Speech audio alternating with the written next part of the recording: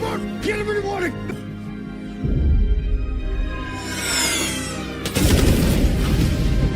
The story begins with Mike Banning, a Secret Service agent, and his colleagues escorting the President of the United States, Alan Trumbull, to an emergency press conference. At the conference, the issue of using private contractors is discussed. The President assures reporters that he strongly opposes the use of private military contractors for government missions. However, the reporters' questions make him suspect that someone in his cabinet has leaked information. Because of this, he suddenly ends the press conference and leaves. On the way back to his office, he shares his concerns with Mike, the agent he trusts the most.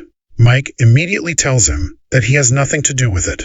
The president then calls an emergency cabinet meeting to clarify the situation, but no one admits to leaking information to the press. The problem has been going on for too long. The next day, Mike's close friend, Wade Jennings, the CEO of Salian Global, a private military contracting company, visits Mike at home to talk about their time in the Army. During their conversation, Wade notices that Mike does not look well and asks about his health, but Mike avoids the topic. Mike also tells Wade that he believes Trumbull plans to appoint him as the new director of the Secret Service, but he does not feel ready. Wade encourages him to take the opportunity and move forward. The following morning, Mike and other Secret Service agents escort Trumbull to a private lake because the president wants to go fishing. Mike stays with him on the boat, while the other agents secure the area and watch for possible threats. During this quiet moment, Trumbull tells Mike that he has decided to choose him as the new director, and congratulates him. "I will do my best, sir," Mike replies. Soon after, Mike begins to feel unwell. Trumbull tells him to step aside and have another agent replace him. Mike contacts Murphy, one of the agents on the shore, to take his place. They have no idea that several unknown men have entered another part of the lake and are setting up explosive drones. While the attackers prepare, Mike switches positions with Murphy and heads back toward the shore to rejoin the team. He is only seconds away from reaching the others when he sees the agents pointing at something coming from another direction. He turns and realizes they are drones. Immediately, he contacts Murphy over the radio and tells him to protect Trumbull. Mike rushes toward them. While he is speaking on the radio, the other agents try to shoot down the drones, but the drones fire back, causing explosions and killing the agents. More drones quickly appear and launch a heavy attack, taking out the agents one by one along the shore. However, the drone operators ignore Mike and focus directly on Murphy and Trumbull. Seeing this, Mike urgently tells Murphy over the radio to push Trumbull into the water. Murphy obeys. But before he can jump in himself, a drone strikes him. Without hesitation, Mike dives into the water to save Trumbull. As they swim underwater, the drones continue attacking the surface above them. The incident immediately becomes breaking news. A rescue team soon arrives and transports both Trumbull and Mike to the hospital. At the hospital, the first person to visit Trumbull is Vice President Kirby. He asks the doctor about Trumbull's condition and learns that the president is in a coma. A security officer also informs him that Mike is the only surviving agent from the attack. Mike is in another hospital room, still unconscious. As Kirby leaves Trumbull's room, he is stopped by Judge Spear, who prepares to swear him in as acting president, since Trumbull is in a coma and the country must continue to function. Meanwhile, Mike's wife, Leah, arrives at the hospital with their daughter, Lynn. She meets David, the current director of the Secret Service, and immediately asks about Mike's condition. David does not give her a clear answer, and instead escorts her to a secure room. Soon after, Mike wakes up and finds himself handcuffed to the hospital bed. FBI Agent Thompson, who has been waiting for him to regain consciousness, enters the room and begins questioning him. She accuses him of being behind the attack on Trumbull, saying that all the evidence points to him. Mike is shocked and confused. He believes he is being framed, but Thompson refuses to believe him. She informs him that he is being charged with conspiracy to assassinate the president and with the deaths of the agents. That night, FBI agents escort Mike out of the hospital and place him in a transport vehicle to take him to a secure location for further investigation.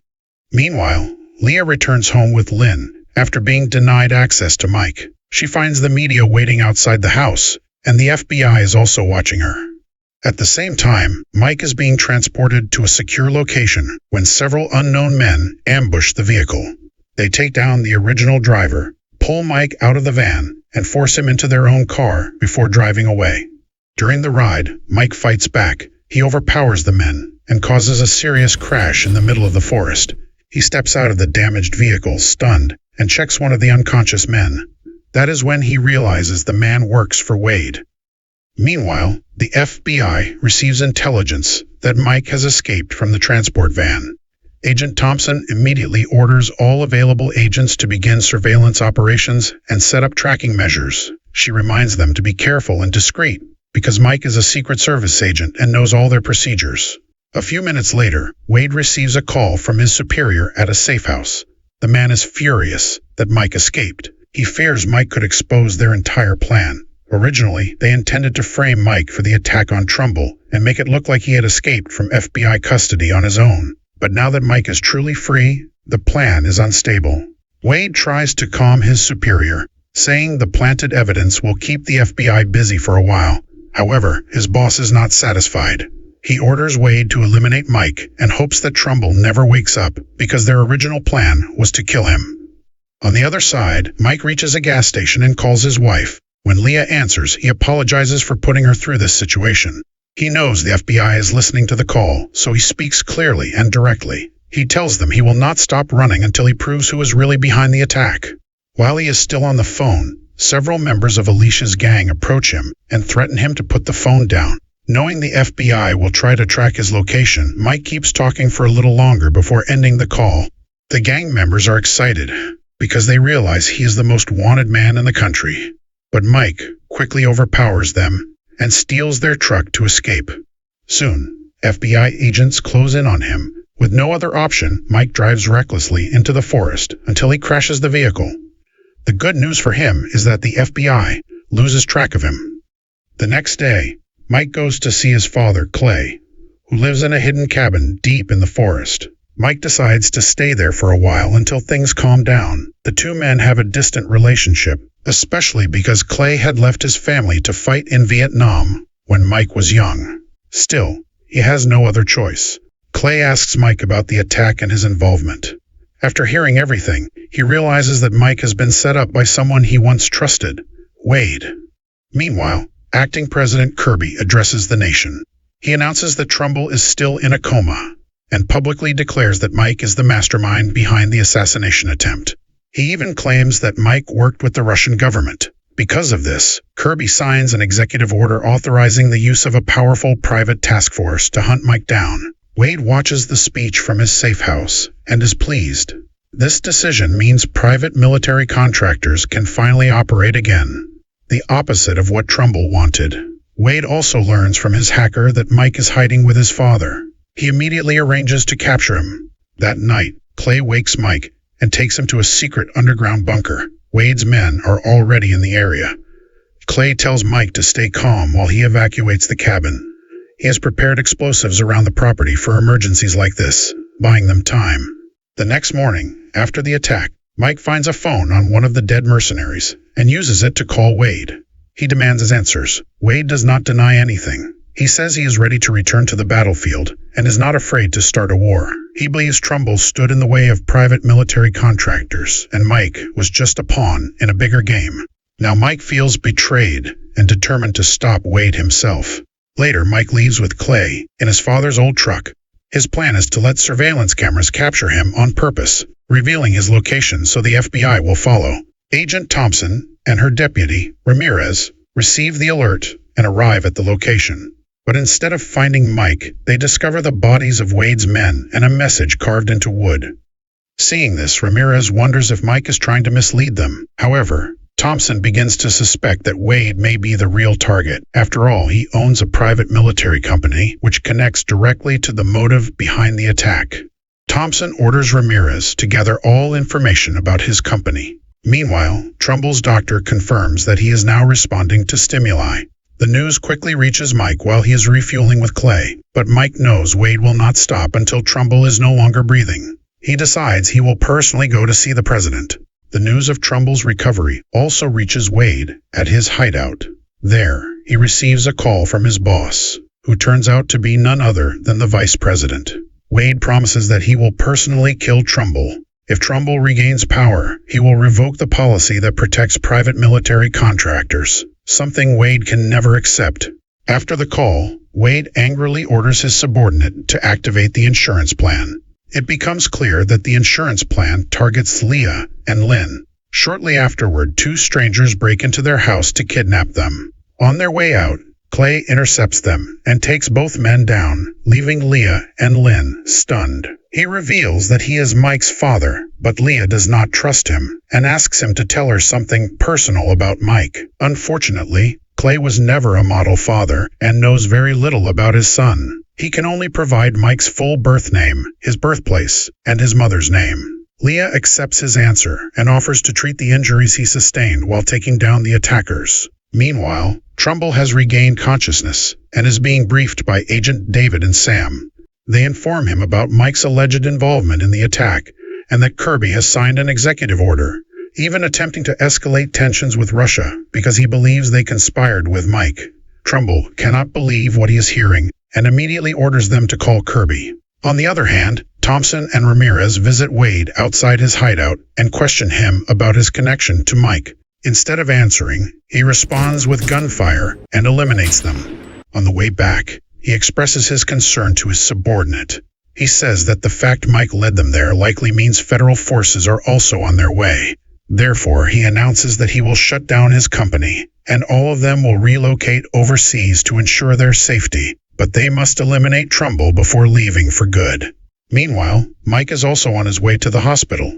When he arrives, he notices one of the officers patrolling inside wearing a uniform as a disguise. He enters the building and sends out a false alert over the radio, claiming that a gunman is approaching the emergency room. David hears this and immediately dispatches his men to the ER to secure the situation. Mike heads to the elevator, knowing that only one officer is stationed there. He then uses that officer as a shield to enter Trumbull's hospital room and starts shouting that he wants to see David. However, things quickly spiral out of control as it turns into a one-against-many fight, forcing him to surrender. It may seem reckless, but he continues shouting that they need to move Trumbull out of the hospital because it is not safe. He insists on reporting directly to Trumbull, who then orders them to bring Mike in immediately. Mike is brought inside, and he begins explaining to Trumbull how dangerous it is to stay there. Although David disagrees because he is unsure whose side Mike is on, Trumbull orders them to follow Mike's suggestion because he trusts him. Mike is appointed to take temporary operational command. He orders that nothing be disclosed to anyone outside the room. After a brief discussion with a nurse, Mike realizes that Wade and his men have taken control of the hospital's oxygen system and are about to blow up the entire building. Chaos erupts, and people inside the hospital begin fleeing. Trumbull is also placed in a wheelchair and evacuated. The chaos quickly becomes national news, as all attention turns to the hospital where Trumbull is being treated. Meanwhile, Kirby attempts to continue his plan to invade Russia, but the remaining cabinet members refuse to authorize it because they believe the president has regained consciousness. Kirby angrily insists that he is still in power and that they have no new information, but they continue to refuse his request. At that moment, Trumbull has been placed in a vehicle, but Wade and his men arrive at the hospital and begin firing at the convoy. This forces them to change plans and move Trumbull to a secure location inside the hospital. Several of his escorts are shot during the process. Explosions also occur at this time, making the situation even worse, but they manage to get him to a safe area within the hospital. Wade and his men push into the secure area in search of Trumbull, and a fierce gunfight erupts between the two sides, leaving many wounded on both ends. After hours of intense fighting, Mike finds Wade on the rooftop, and they engage in a final life-or-death battle. Mike eventually lands a decisive blow that weakens Wade, causing him to collapse. Wade says he is glad that it was Mike who defeated him before taking his last breath. A few days later, Trumbull meets with Kirby to inform him that Wade had kept documents detailing their dealings while he was alive as a form of insurance, and this was uncovered through the FBI's investigation. You're joking, right? He orders Kirby to resign, and Kirby is escorted into a transport vehicle for further investigation. Meanwhile, he still has unresolved thoughts So the next day he goes to Trumbull's office to submit his resignation. Trumbull looks at him for a long moment, steps closer, and tells him that he still wants him to serve as director. Mike smiles, accepts, and thanks him. Please help by leaving a like, commenting, and subscribing to the channel.